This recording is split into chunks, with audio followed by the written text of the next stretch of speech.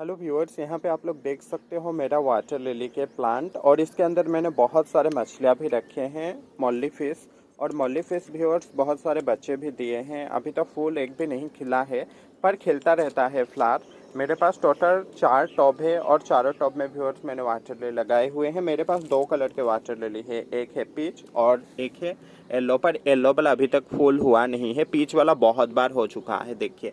और इसके अंदर मछलियां हैं, मैं इनको सुबह में मछलियों का दाना देता हूँ। देखिए इसके अंदर भी है बहुत सुंदर सुंदर मछलियाँ।